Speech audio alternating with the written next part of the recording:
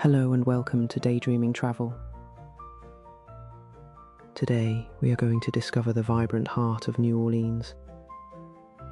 I hope this tour awakens all your senses. Feel the embrace of the southern humidity.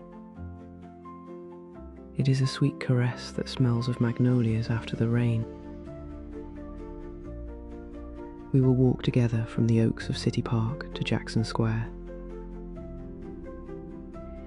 What secrets do its iron balconies hold? We may wonder, how has this city managed to keep its magic intact? Discover the rhythm of jazz that beats on every corner. Let us begin then. Our journey begins in the quiet green heart of the city, City Park. This isn't just a park. It is a living cathedral of wood and moss. The live oaks here are some of the oldest in the world, their massive gnarled branches reaching out like the arms of ancient giants. They have seen empires rise and fall. They have survived hurricanes and fires, and yet they remain.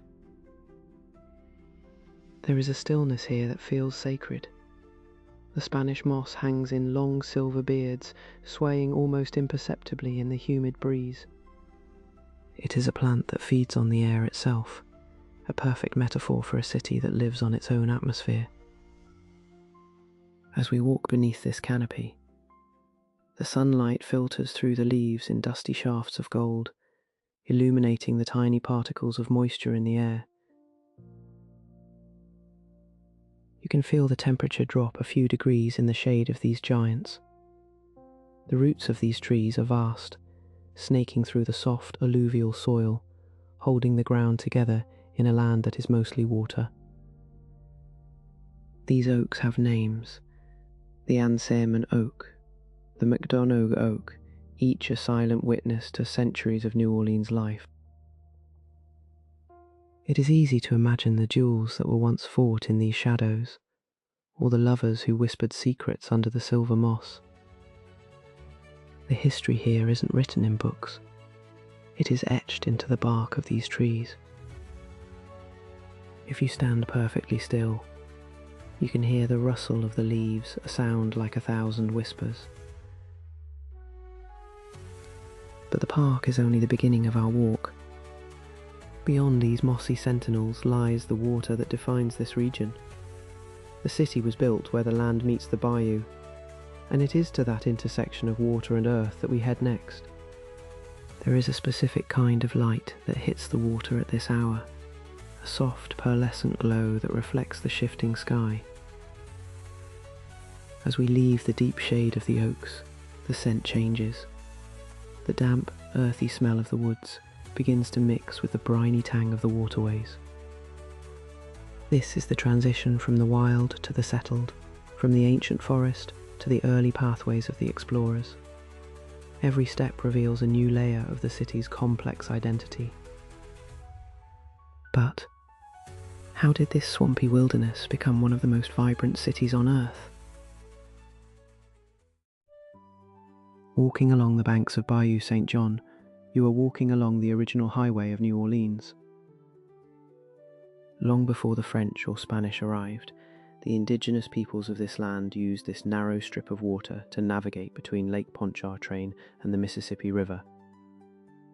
It was a vital link, a shortcut through the impenetrable cypress swamps. The water here is dark and still, reflecting the pastel houses that line the banks. It is a deep, tea-coloured water, stained by the tannins of fallen leaves and ancient roots.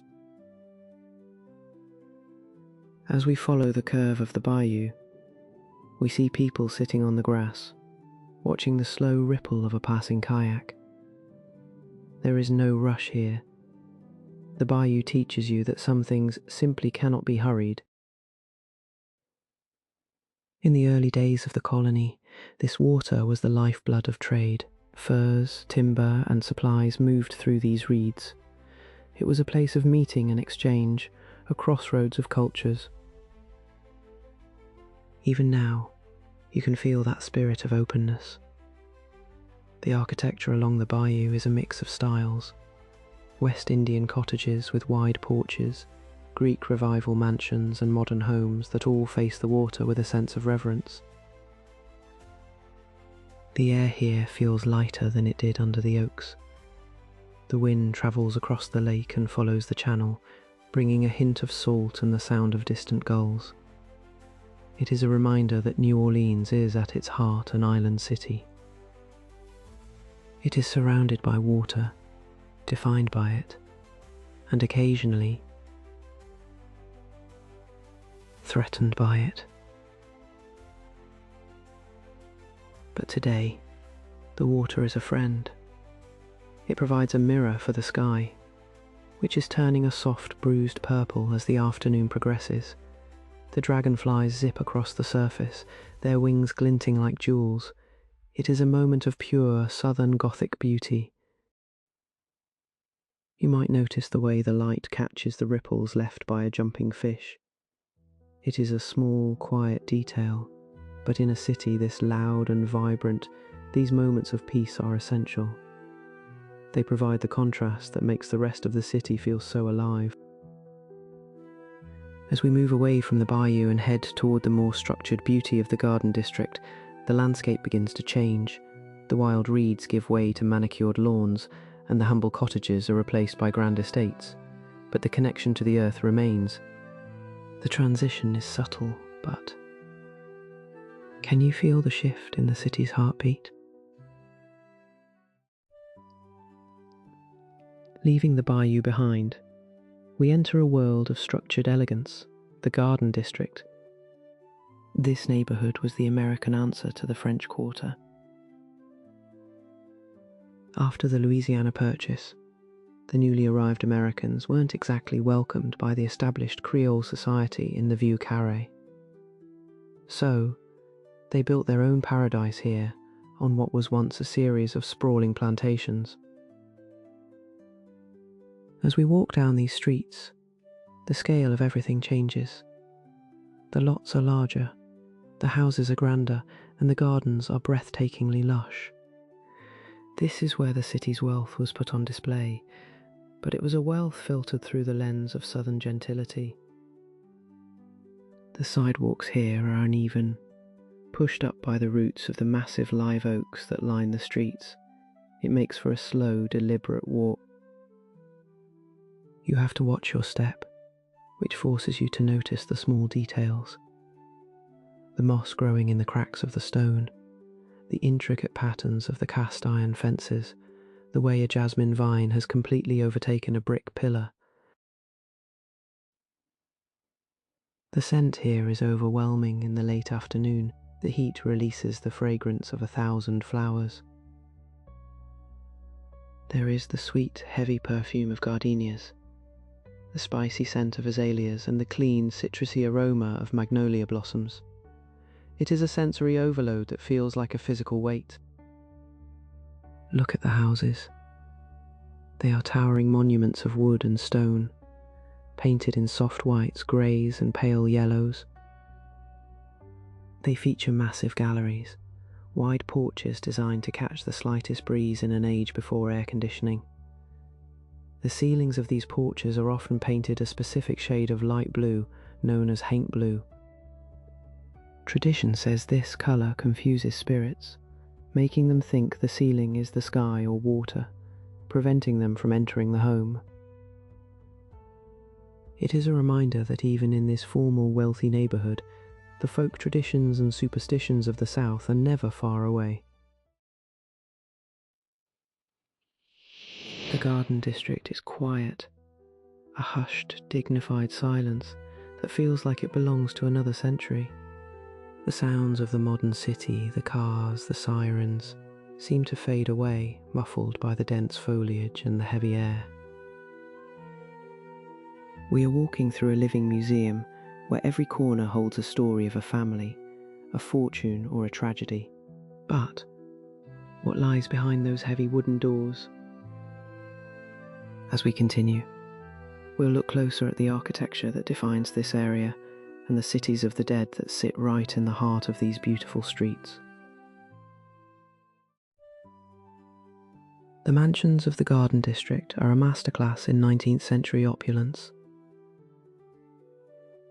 As we stop before one of these grand estates, the first thing you notice is the symmetry.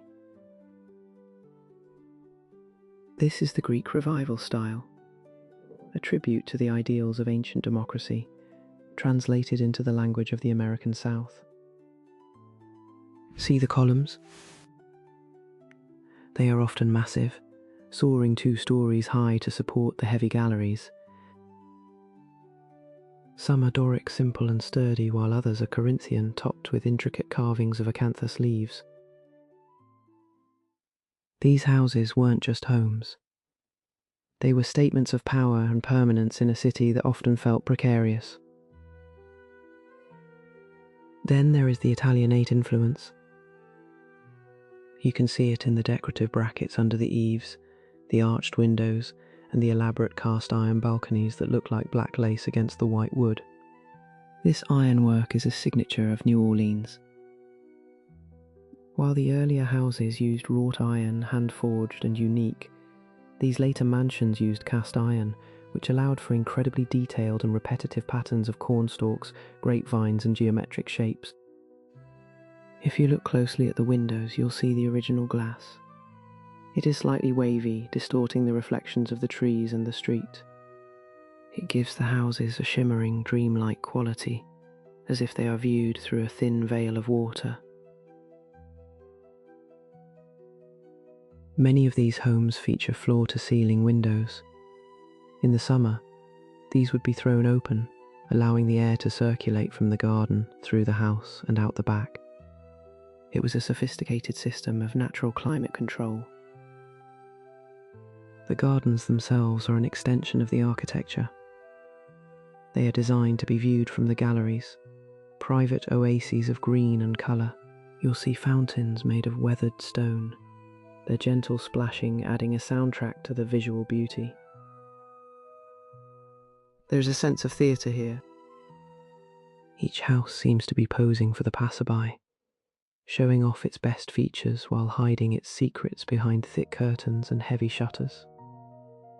It is a formal beauty, but it is softened by the wildness of the Louisiana climate. The vines crawl over the columns, and the moss clings to the bricks, slowly reclaiming the man-made structures. But New Orleans has a unique way of honouring its past. Even the places where life has ended are treated with the same architectural grandeur. Just a few blocks away, the cities of the dead await. But are they as silent as they seem? We have arrived at the gates of Lafayette Cemetery No. 1. In New Orleans, we don't bury our dead, we house them. Because the city is built on a swamp, with a water table just inches below the surface, traditional burial was nearly impossible in the early days. The result is these cities of the dead, white marble necropolises that mirror the neighbourhoods of the living. As we walk through the iron gates, the air feels different. It is cooler, stiller, and carries the faint, dry scent of old stone. The tombs are arranged in rows like small houses along narrow streets. Some are grand, multi-family vaults decorated with weeping angels and stone crosses. Others are simple, weathered blocks of granite, their inscriptions worn away by centuries of rain and wind. You will notice that many of the tombs have multiple names carved into them. These are active resting places. When a family member passes, the tomb is opened, and the remains of those who went before are moved to a lower compartment to make room for the newcomer. It is a cycle of life and death that is uniquely communal. The architecture of the tombs often mimics the houses we just saw. You'll find Greek Revival pediments, Gothic arches, and even miniature iron fences. It is as if the residents of the Garden District wanted to ensure they remained in style, even in the afterlife. There is a strange beauty in the decay here. Ferns grow out of the cracks in the masonry, and bright green lizards sun themselves on the hot marble. It doesn't feel like a place of mourning so much as a place of memory. You can read the history of the city on these walls, the yellow fever epidemics that claimed thousands, the waves of immigrants from Ireland and Germany, and the prominent families who shaped the local culture. In the centre of the cemetery, the paths cross at a quiet intersection shaded by a lone, twisted tree. It is a place for reflection. The contrast between the vibrant, blooming gardens outside and the silent stone city inside is a perfect encapsulation of the New Orleans spirit. We live with our ghosts here. They are part of the landscape, part of the conversation. There is no fear of the past, only a deep, abiding respect for it. As we leave the cemetery, the sun is beginning to dip lower in the sky, casting long, dramatic shadows across the white tombs. The transition back to the world of the living is immediate. The sound of a distant streetcar reminds us that the city is still moving. But where does that rhythmic clanging lead us? Listen. Can you hear that? It's a rhythmic, metallic clatter, a sound that has been the heartbeat of this city since 1835. The St. Charles Streetcar is the oldest continuously operating street railway system in the world. As we walk toward the tracks on the neutral ground, that wide grassy median in the centre of the avenue, the green car comes into view, swaying slightly as it rolls along. There is something incredibly romantic about these cars. They are made of wood and brass, with reversible seats and windows that stay open to the humid air. They don't have air conditioning. They have the breeze of the city. As it passes, you catch a glimpse of the passengers, some commuting to work, others staring out at the mansions with the same wonder we feel. The streetcar doesn't just transport people, it transports time. Riding it is a slow, meditative experience. It forces you to see the city at a human pace. You see the changing architecture, the way the sunlight hits the oak branches, and the people waiting under the shelters. The tracks themselves are a feature of the landscape. They cut a path through the green grass, lined by some of the most magnificent oaks in the city. The branches meet overhead, creating a tunnel of green that the streetcar disappears into. In New Orleans, we call the median the neutral ground. This term dates back to the early 1800s, when Canal Street divided the French and the Americans. The space between them was a place where they could meet and trade without entering the other's territory. Today, it is where we wait for the streetcar, where we catch beads during Mardi Gras, and where the city breathes. As the streetcar fades into the distance, the sound of its bell lingers in the air, a cheerful clang-clang that signals its progress. It is a reassuring sound, a reminder that despite the changes of the modern world, some things in New Orleans remain constant. We are going to follow the tracks for a while, letting the rhythm guide us toward Magazine Street. The atmosphere is about to shift again, from the quiet residential grandeur of the Garden District to the vibrant, eclectic energy of one of the city's most famous shopping and dining corridors. The air is getting thicker with the scents of the evening. But what flavours are waiting for us around the corner? Magazine Street is 6 miles of pure New Orleans personality. As we turn onto this bustling thoroughfare, the quiet dignity of the mansions is replaced by a colourful explosion of storefronts, cafes and art galleries. This is where the city shops, eats and gathers. The first thing that hits you is the smell. New Orleans is a city of food, and on Magazine Street, that fact is unavoidable.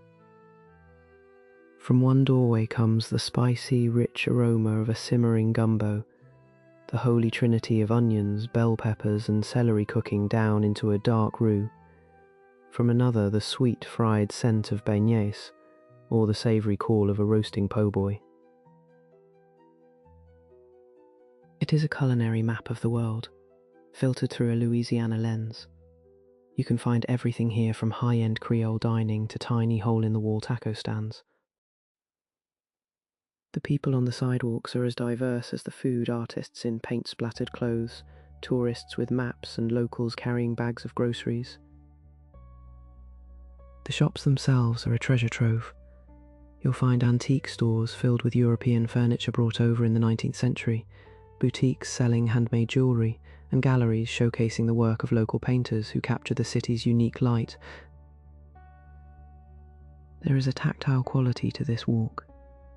You can feel the heat radiating off the brick buildings, the cool air blowing out of open shop doors, and the smooth wood of a well-worn bar counter.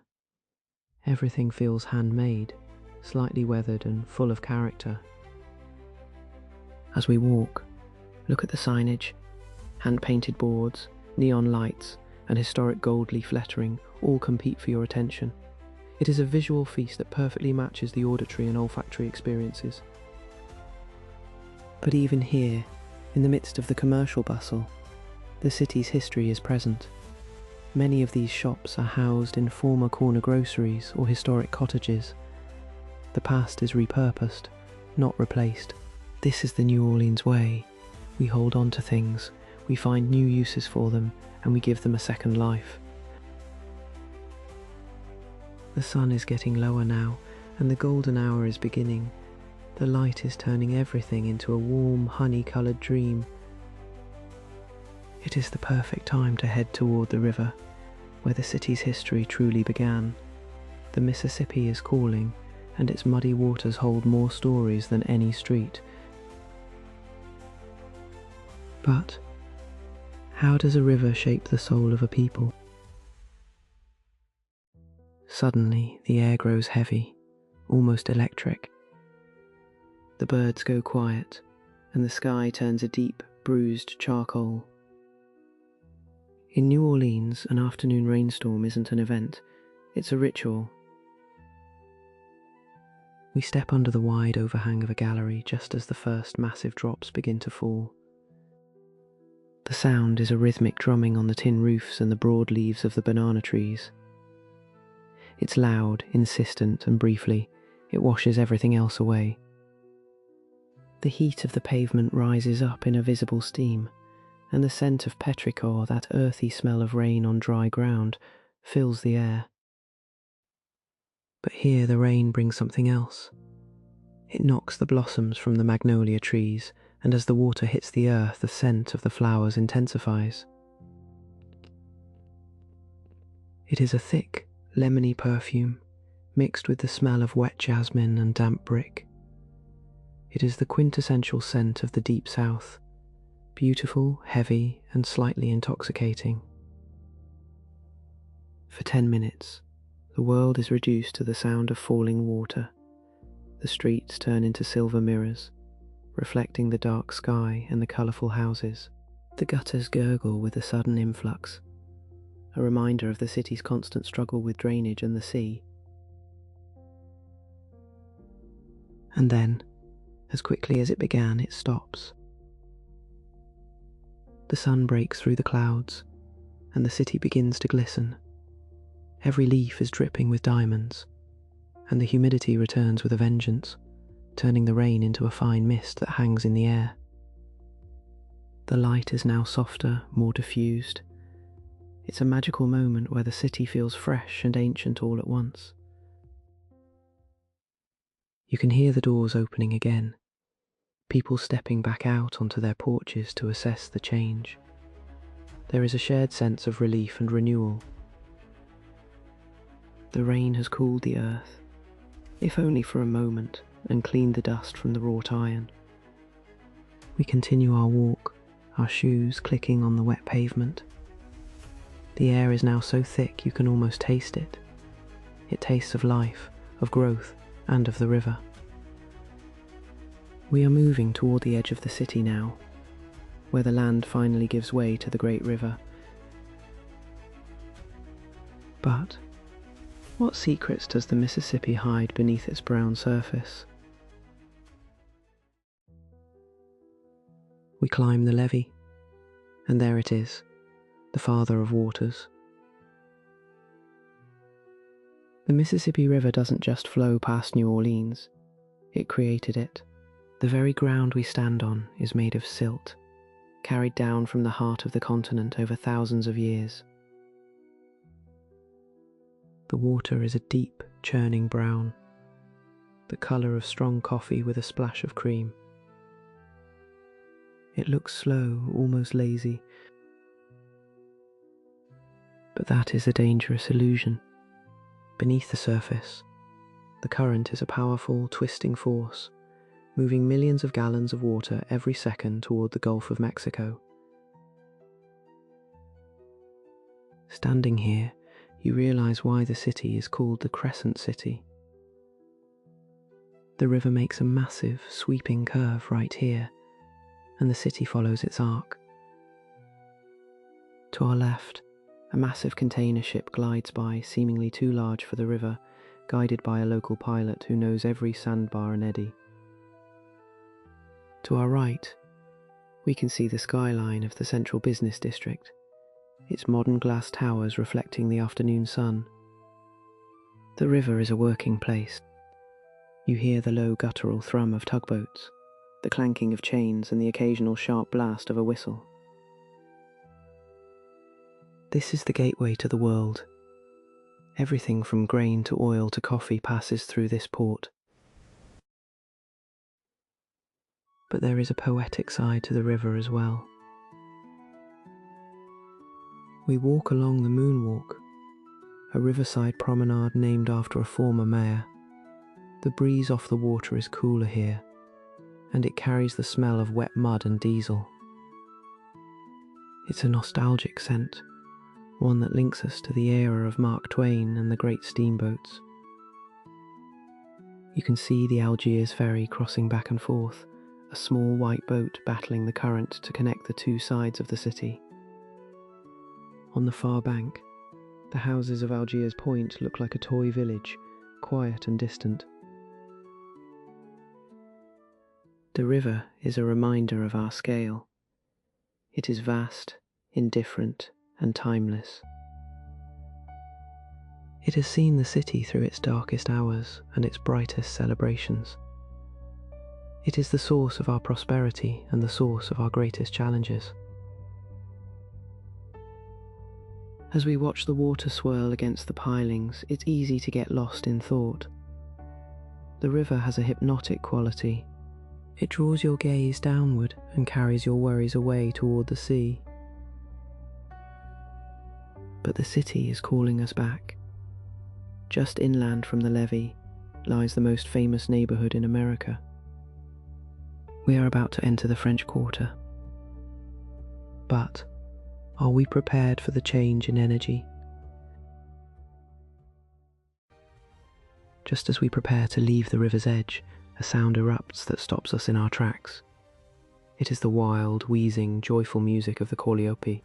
Looking downriver, we see the steamboat Natchez, a magnificent white vessel with a churning red paddle wheel.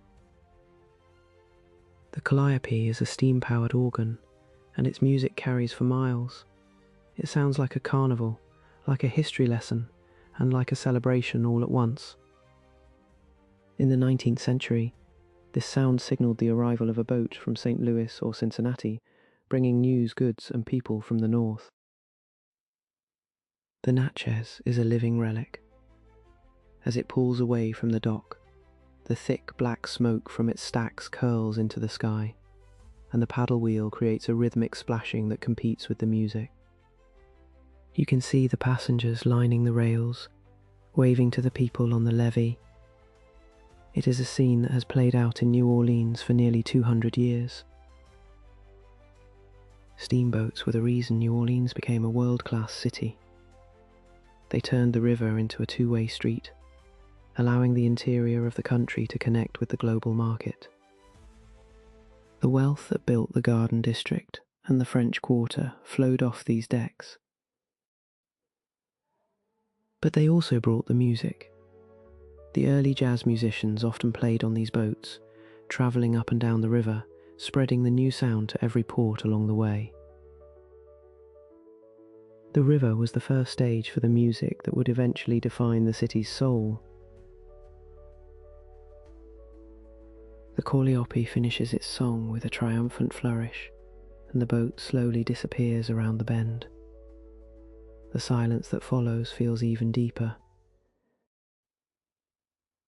The river returns to its steady brown flow, and the sound of the city begins to reassert itself. There is a sense of longing that comes with the sound of a boat whistle. It's a longing for travel, for discovery, and for a past that feels almost within reach. We carry that feeling with us as we step off the levee and cross the tracks toward the French Quarter. The architecture is about to change from the grand and sprawling to the intimate and dense.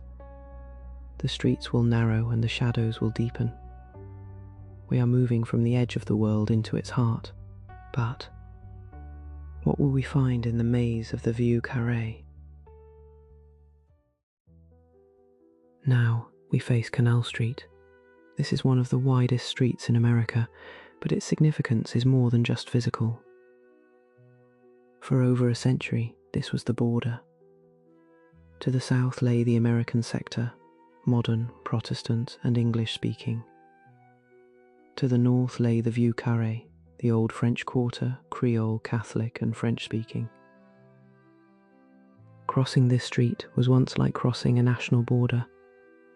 The two sides didn't trust each other, didn't like each other, and rarely socialized. The neutral ground in the center was the only place they would meet today. It is a bustling hub of activity. Streetcars from all over the city converge here, and the sidewalks are a sea of people. As we step across the tracks and enter the French Quarter, the atmosphere shifts instantly. The wide, straight streets of the American side give way to narrow, intimate lanes. The buildings lean in toward each other, and the sky is framed by the intricate silhouettes of wrought-iron balconies. There is a sense of enclosure here that feels protective and secretive. The French Quarter is the oldest part of the city, and it feels like it. The bricks are older, the colours are deeper, and the ghosts, well, the ghosts are everywhere. You might notice that many of the street signs are in both English and French. Rue Royale, Rue Chartres, Rue Bourbon. It is a nod to the city's roots. But despite the name French Quarter, much of the architecture we see today is actually Spanish. After two massive fires in the late 1700s, the Spanish, who ruled the city at the time, rebuilt it using their own styles: thick brick walls, arched doorways, and those iconic iron balconies. The energy here is different. It's denser. You can hear music coming from 3 different directions at once. You can smell the garlic and butter from a kitchen, the old wood of a bar, and the sweet scent of a cigar. We are going to take it slow. Royal Street is just a block away, and it is perhaps the most beautiful street in the world. It is a place of art, antiques, and a very specific kind of New Orleans elegance. But can you feel the history vibrating in the pavement? Every footfall here echoes with the steps of those who came before us. Explorers, pirates, and poets. Royal Street is the refined older sister of the French Quarter. While other streets might be famous for their parties, Royal is famous for its beauty. As we walk, the first thing you notice is the ironwork. It is everywhere: balconies dripping with ferns, gates that reveal hidden gardens, and brackets that hold up gas lanterns. This iron is the lace of the city. In the morning light, it casts intricate shifting shadows on the pastel walls.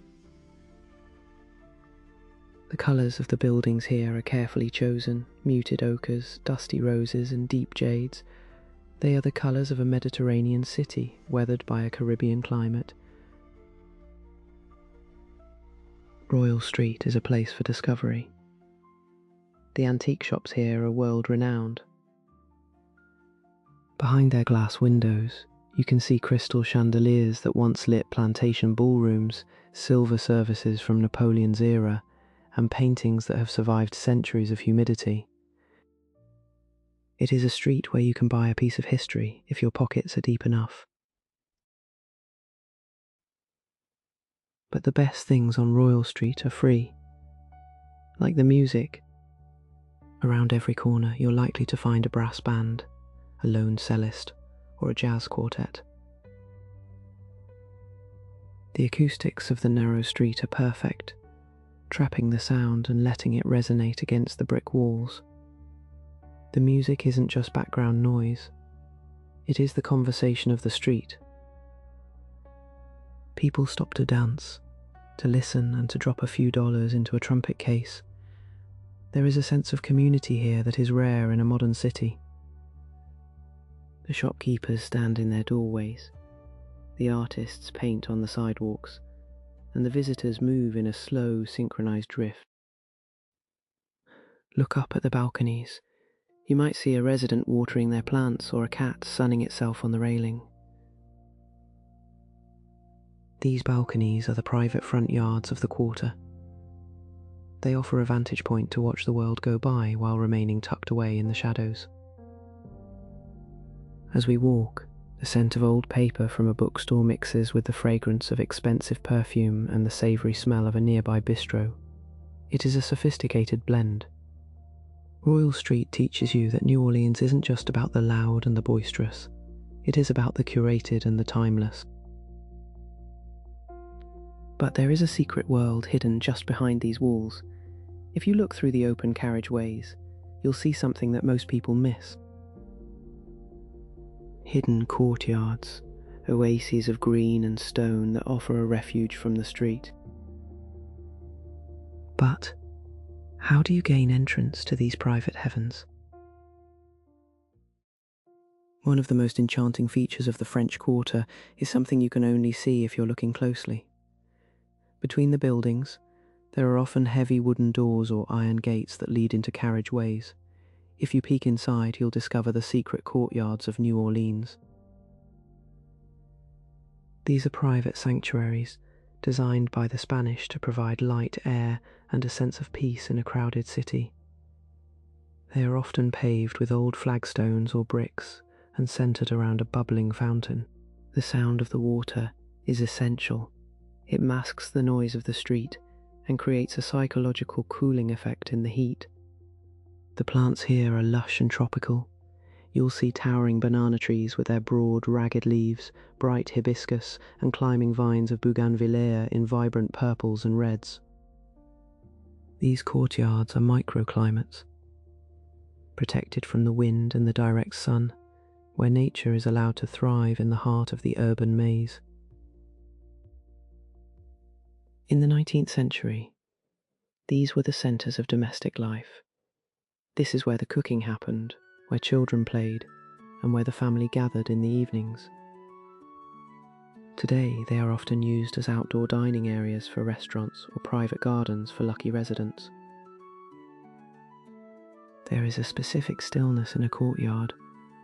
The air feels trapped, heavy with the scent of damp stone and blooming night jasmine. It's a place where time seems to stop entirely.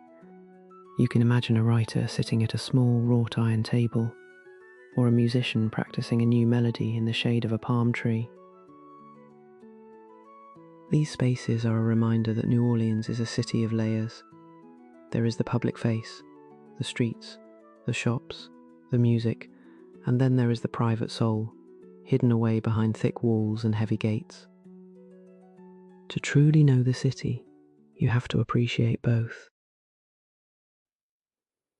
As we pull our gaze back to the street, the transition feels jarring.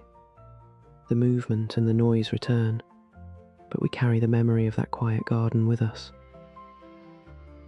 We are heading deeper into the quarter now, toward the places where the legends are born. Pirates Alley is just ahead, a narrow passage that holds centuries of rumours. But what really happened in the shadows of the cathedral? We turn into Pirates Alley, a narrow cobblestone passage that runs alongside the St. Louis Cathedral. The name itself invites mystery. Legend says that this is where the pirate John Lafitte met with Andrew Jackson to plan the defense of the city during the War of 1812. Whether that's true or not doesn't really matter. In New Orleans, a good story is often more important than a dry fact. The alley is paved with Belgian blocks, stones brought over as ballast in ships. They are uneven and worn smooth by millions of footsteps. On one side is the massive grey brick wall of the cathedral garden.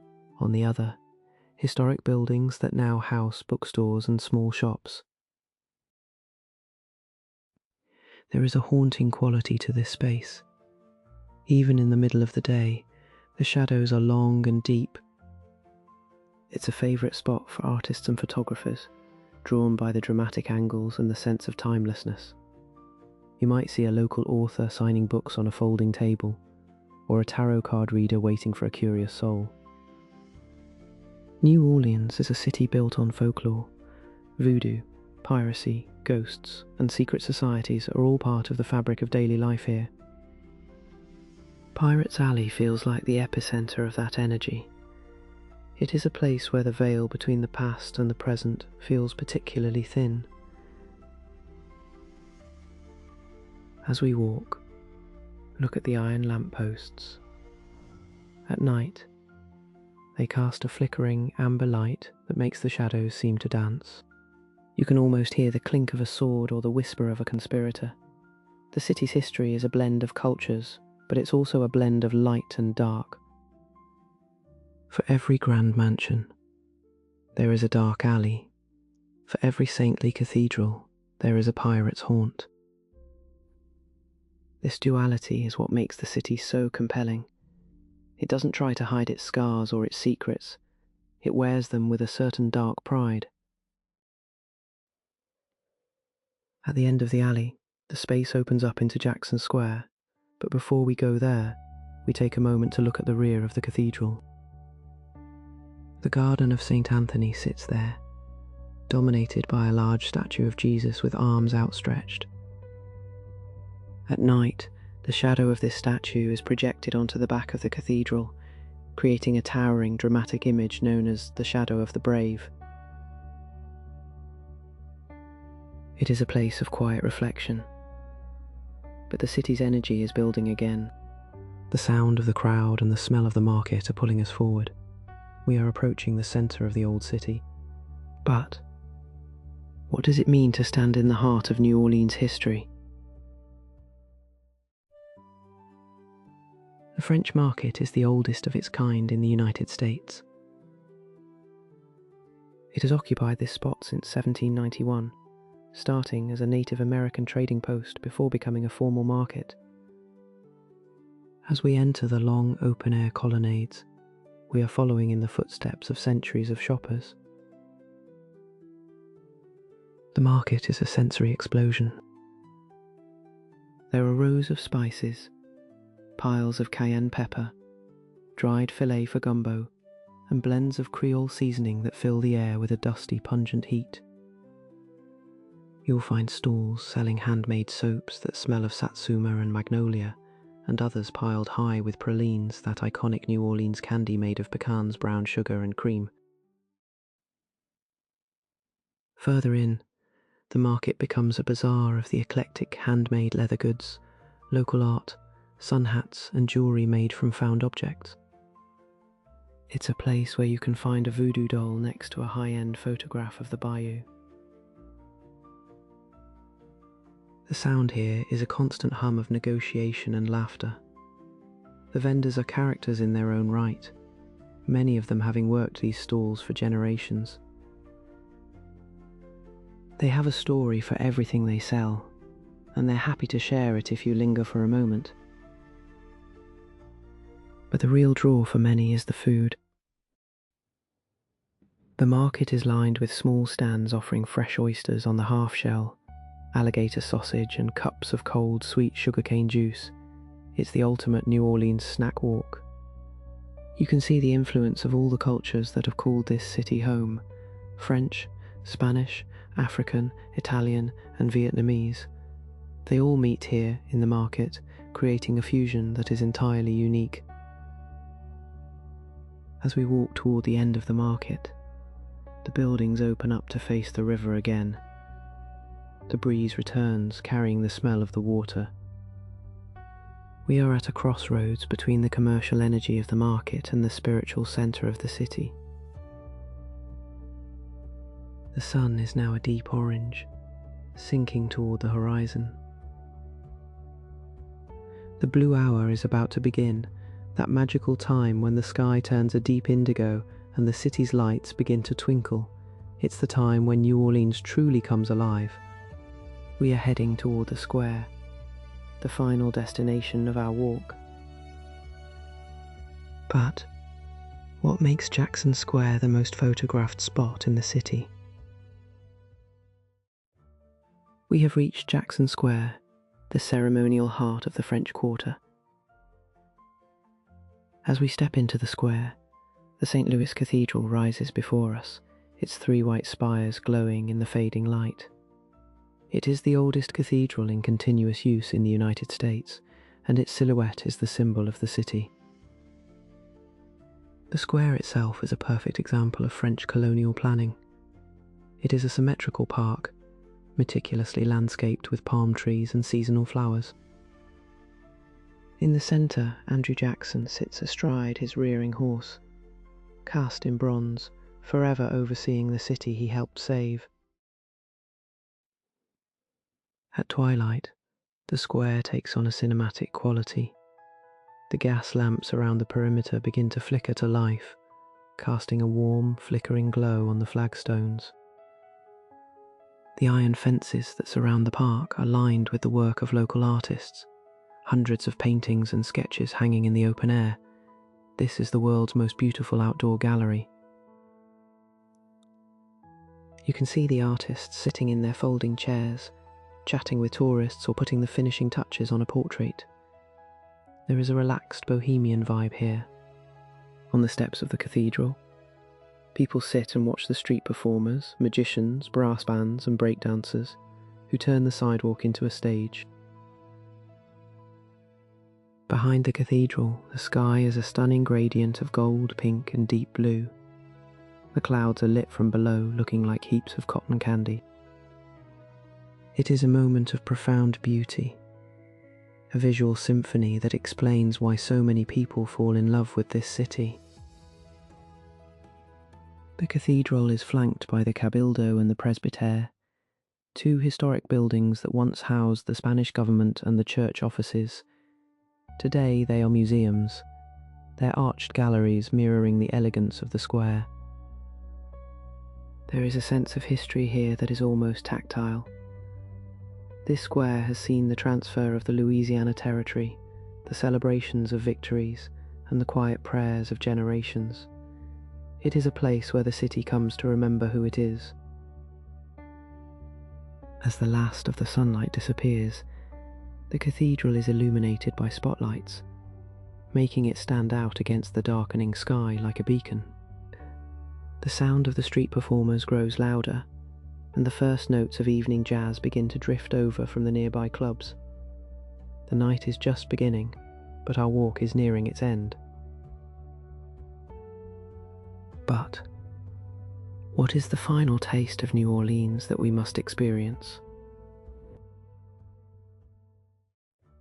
No walk through New Orleans is complete without one final stop. Just across from the square sits the green and white striped awning of Café du Monde. It has been serving the same thing since 1862, beignets and café au lait. We find a small table on the open patio. The air is filled with a fine white mist of powdered sugar. It's on the floor, on the chairs, and inevitably, it will be on your clothes. But that's part of the experience. The beignets arrive, 3 pillows of deep fried dough, buried under a mountain of sugar. They are hot, light, and perfectly sweet. We pair them with a cup of chicory coffee. The chicory gives the coffee a dark, earthy richness that is unique to New Orleans, a tradition born out of necessity during the Civil War blockades when real coffee was scarce. As we sit here eating our beignets and watching the crowds in the square, we can reflect on our journey. We have walked under ancient oaks, along the quiet bayou, through the grand garden district, and into the vibrant heart of the French Quarter. We have smelled the rain and the magnolias, heard the steamboat whistles and the street jazz, and felt the heavy, humid pulse of the Crescent City. New Orleans is a city that requires you to slow down. You can't rush through these streets and expect to see anything. You have to let the city reveal itself to you, one shadow and one song at a time. It is a place of resilience, of celebration, and of a beauty that is often found in the most unexpected corners. The evening is truly here now. The streetlights are fully lit, and the music from the nearby clubs is getting more insistent. The city is shifting its energy again, moving from the reflective beauty of the twilight into the vibrant, neon-lit celebration of the night. But for us, this is where we rest. The powdered sugar on our fingers and the bittersweet taste of the coffee are the perfect final notes to our walk. We carry the soul of the city with us, a soul that is mossy, wrought iron, and eternally jazz. Tomorrow, the sun will rise over the river, the oaks will continue their centuries-long watch, and the city will begin its dance all over again. But for tonight, we have seen enough to know why they call this place the city that care forgot. Thank you for joining me on this slow walk through the Crescent City. New Orleans is more than just a destination. It is a feeling that stays with you long after you've left its mossy oaks and iron balconies. It is a city of resilience, a place that knows how to find beauty in the decay and joy in the struggle. If you enjoyed this journey, please subscribe and share your favourite jazz memory or your dream New Orleans destination in the comments below. Until our next walk, keep dreaming, keep exploring, and let the spirit of the South stay with you.